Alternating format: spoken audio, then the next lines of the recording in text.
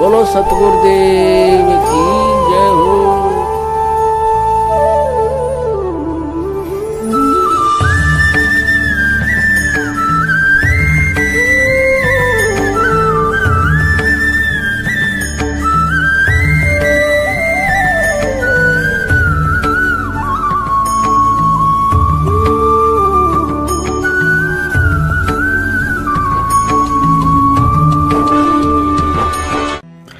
बंदी छोड़ सतगुरु रामपाल जी महाराज जी की जय हो। परमात्मा की सभी प्यारी आत्माओं को पवनदास का सत साहिब।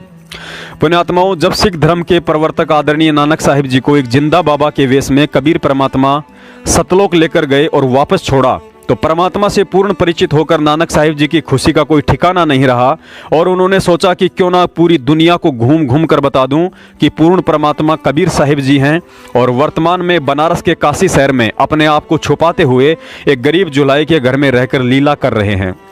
12 साल तक नानक साहिब जी ने देश दुनिया में प्रचार किया, लेकिन इक्के दुक्के व्यक्ति को छोड़कर कोई भी उनकी बात मानने को तैयार नहीं था कि काशी वाला कबीर ही पूर्ण परमात्मा है। फिर नानक साहिब जी को एक दिन परमात्मा कबीर साहिब जी ने दर्शन दिए और कहा कि प्यारी आत्मा, यहाँ आपकी बात सुनने वाला कोई नहीं है, आप शांति से घर रहकर अपनी भक्ति करके सतलोक चलने की तैयारी कीजिए। और फिर नानक जी ने वैसा ही किया। अपने जीवन के अंतिम 16 वर्षों तक रोजी रोटी के लिए खेतों में काम भी किया और भक्ति भी की। पुण्यात्माओं, उस समय नानक जी कबीर परमात्मा के ज्ञान प्रचार के असली ठेकेदार थे, क्योंकि उन्होंने दूसरों को उपदेश देने से पहले हृदय से परमात्मा कबीर साहिब जी को परमात्मा स्वीकार किया था। और यही कारण है कि परमात्मा की उस प्यारी आत्मा का नाम भक्ति के इतिहास में सह सम्मान आदर सहित लिया जाता है। लेकिन आज बड़े दुख के साथ ये कहना पड़ रहा है कि परमात्मा कबीर साहिब जी के कलयुगी ज्ञान प्रचारक सतलोक आश्रम मैनेजमेंट हरियाणा वाले काल एजेंट बनकर अज्ञानता की भांग पीकर कुप्रचार कर और करवा रहे हैं। संगत तो बेचारी कातिया का कुत्ता बनकर मैनेजमेंट के पीछे दूं मिलाती घूमती रहती है। मैनेजमेंट कहे भौंक तो भौंकने लगती है, मैनेजमेंट कहे काट तो काटने लगती है। रोजाना लाखों की संख्या में सतलोक आश्रम मैनेजमेंट हरियाणा के पीछे लकीर के फकीर अंध भगत साधना टीवी चैनल पर सत्संग तो सुनते ही होंगे, लेकिन ये अंध भगत कभी भी ध्यान नहीं देते हैं कि सत्संग शुरू होते ही सबसे पहले इन 7 लाइनों का एक संदेश आता है, जिस पर लिखा होता है कि दर्शकों, यह एक प्रवचन कार्यक्रम है। इस कार्यक्रम में बताई गई बातें संत रामपाल जी महाराज जी के व्यक्तिगत विचार हैं, जिसे मानना या ना मानना आपके विवेक पर निर्भर करता है।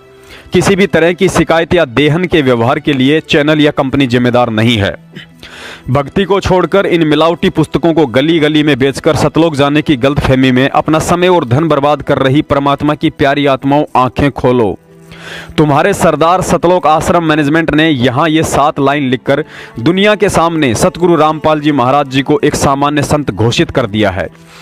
भक्ति मार्ग से भटक चुकी पुण्य आत्माओं, इन लाइनों को ध्यान से पढ़ो। इसमें लिखा है कि इस कार्यक्रम में बताई गई बातें संत रामपाल जी महाराज जी के व्यक्तिगत विचार हैं। पुण्यात्माओं, ये ध्यान रखना, व्यक्तिगत विचार हैं। अर्थात संत रामपाल जी महाराज जी इस साधना टीवी चैनल के माध्यम से जो भी ज्ञान बता रहे हैं, उसका गीता, वेद, कुरान, पुराण या किसी भी धर्म शास्त्र से कोई लेना देना नहीं है, क्योंकि ये उनके व्यक्तिगत विचार हैं। अर्थात मनमाना आचरण है, जिसे मानना या ना मानना आपके विवेक पर निर्भर करता है।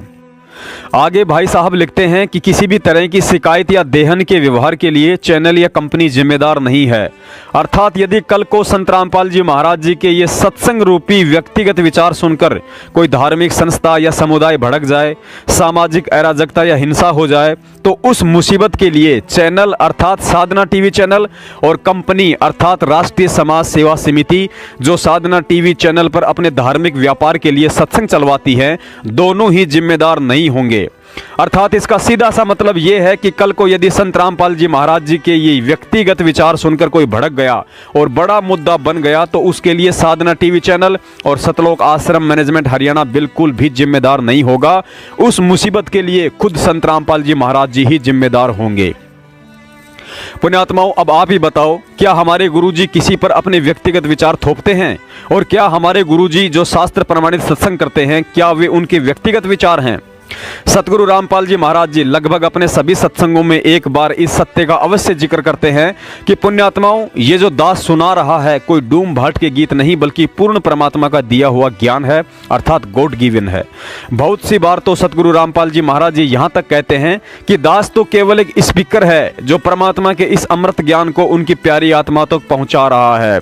दास अपनी तरफ से एक शब्द भी नहीं बोलता है, तुम्हारे शास्त्रों में ही लिखा हुआ है, दास तो केवल पढ़कर आपके सामने रूबरू कर रहा है। तो पुण्यात्माओं, विचार करो फिर ये संत रामपाल जी महाराज जी के व्यक्तिगत विचार कैसे हो सकते हैं।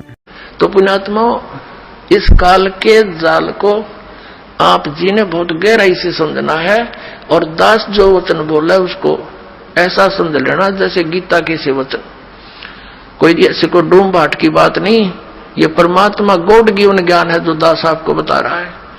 तो पुण्यात्माओं, परमात्मा का जो ये अध्यात्म ज्ञान है ये बिल्कुल सत्य है। इस सत्य में आपको अविश्वास ना होना चाहिए। अविश्वास की जो ना गुंजाइश दास छोड़ेगा नहीं। यदि आप धैर्य पूर्वक इन सत्संगों को, दास के वचनों को जो गॉड गिवन है, परमात्मा के दिए हुए परम अक्षर ब्रह्म के सत्य पुरुष के, वो आपको सुनाता हूं। ये किसी डूम भाट के गीत दास नहीं सुनाता, उस परमात्मा का दिया हुआ ज्ञान आपके रूबरू और सभी सदग्रंथों से मेल करके आपके समक्ष प्रमाणित करता हूं। और फिर आपको कुछ दिनों के बाद कति संशय नहीं रहेगी। प्रारंभ में तो संशय होती ही होती है, इन संशयों में ही आप सुनते ही रहिए इस ज्ञान को। इन्हीं से, सुनने से, सत्संग के सुनने से आपके संशय नाश हो जाएंगे, बिल्कुल संशय नहीं। पुण्यात्माओं, अब इसके आगे दास और कुछ नहीं कहेगा। गुरुजी कहते हैं ज्ञान और घाम का चमका सा ही होता है। जो वास्तव में भगत है वह तो इतने में ही समझ जाएगा कि इन काल एजेंट सतलोक आश्रम मैनेजमेंट वालों से और इनके गांव-गांव में फर्जी नामदान केंद्र वाली दुकानें खोलकर लोगों को ठग रहे नामदान संचालकों और कोऑर्डिनेटरों से किनारा कर लेगा। और जिसने काल की भांग कुछ ज्यादा ही पी रखी है, ऐसे लोगों को जब गुरुजी ही नहीं समझा पाए तो भला हम तुच्छ सत्सेवकों की क्या औकात है। बंदी छोड़ सतगुरु रामपाल जी महाराज जी की जय हो। सत साहेब।